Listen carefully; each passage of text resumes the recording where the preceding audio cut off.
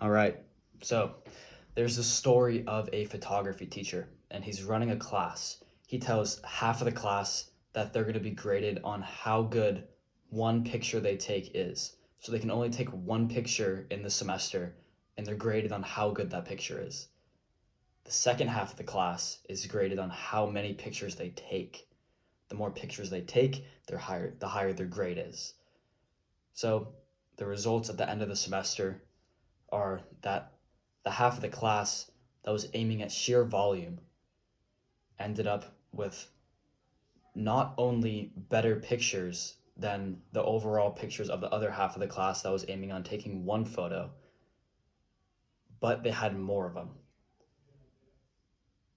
Hopefully that makes sense. The half of the class that was taking as many pictures as possible, their pictures were better than the class that were focused on taking a really good picture, and they had so many more.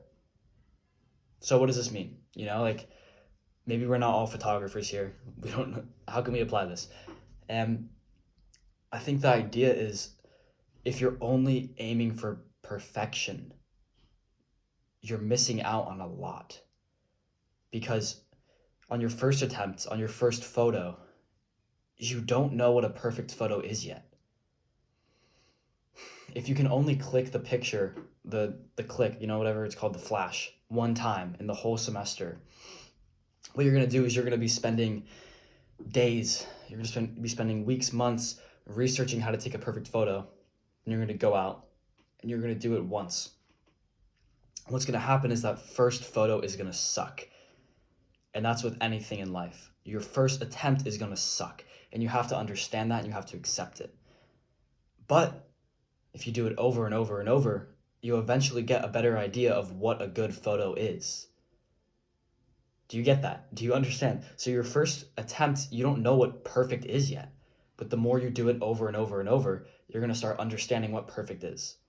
And then, only then, you'll be able to get a perfect photo, a perfect attempt. So, I think a lot of you guys, I think a lot of us, we aim to do things the best we possibly can, which isn't a bad thing. While we're on self-improvement, while we're trying to improve our lives to the fullest, of course we want to do things to the best of our ability, to put the most effort into everything, but it sometimes takes away from our progression.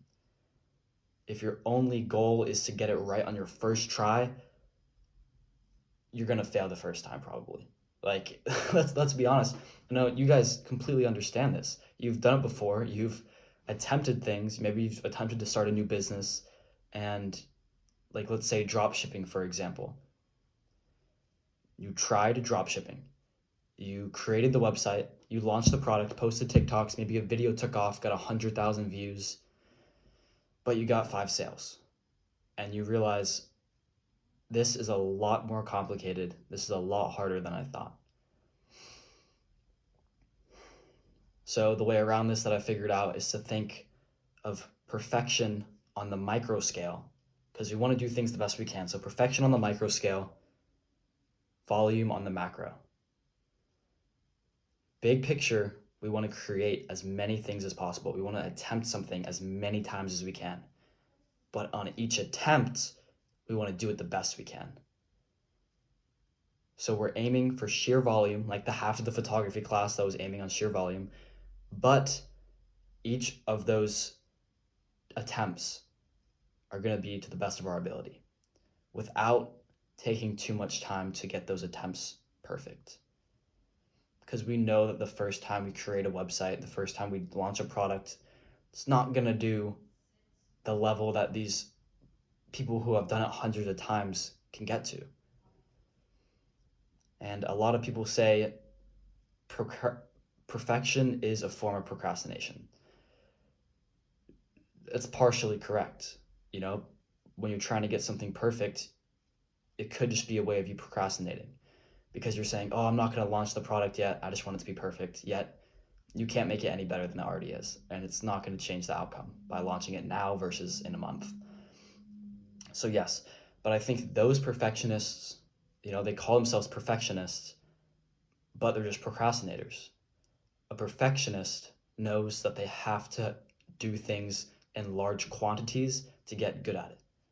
You have to attempt it over and over, and you have to fail it over and over, and then get back up and do it again. So shift your mindset from doing things right the first time to getting the first attempt over with, to knowing that you're gonna fail, knowing that you aren't perfect and things aren't gonna work out the first time, but doing it anyways and doing it soon because you want to get the first attempt over with. You want to have an idea of what you're getting yourself into before you go all in.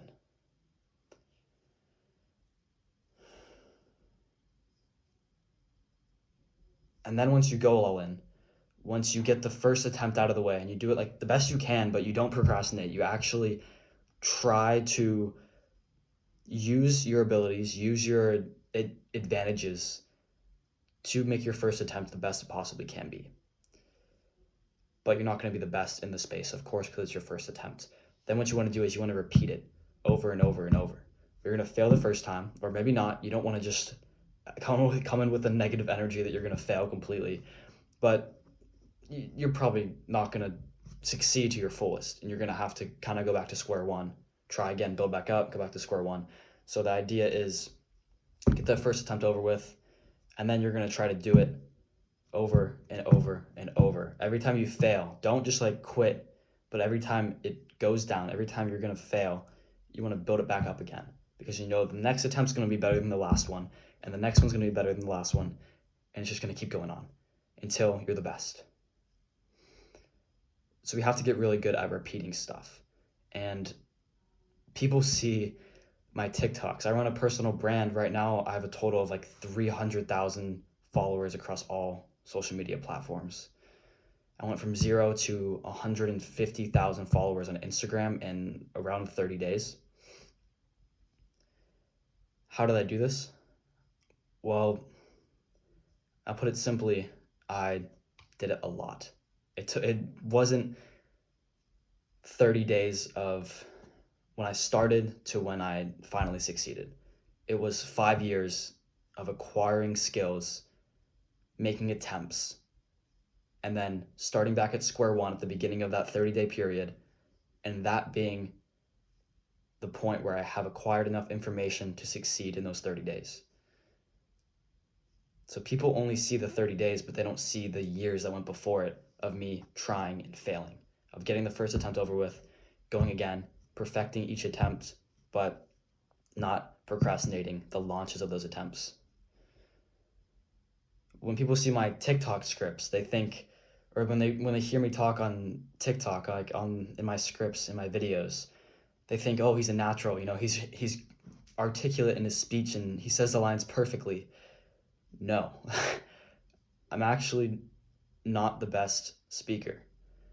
I'm going to be honest, those scripts on TikTok, those scripts you see on Instagram of me, those are said 10 times before I get it right.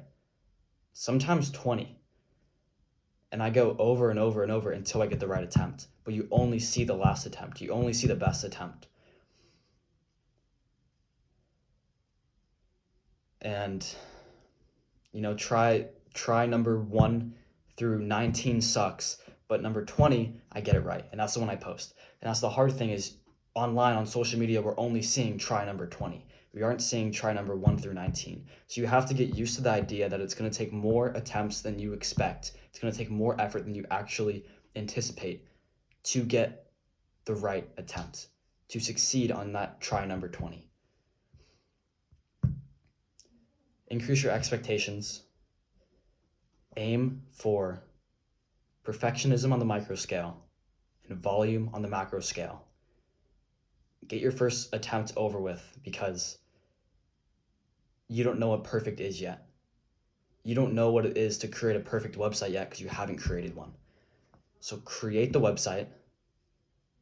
Try your best to succeed. On the micro scale, make that website perfect. On the macro scale, understand that you're going to make a lot of websites in the next decade.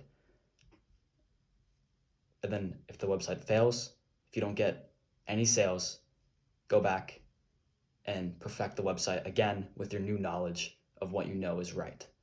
And just keep doing that over and over and over, and eventually you will succeed.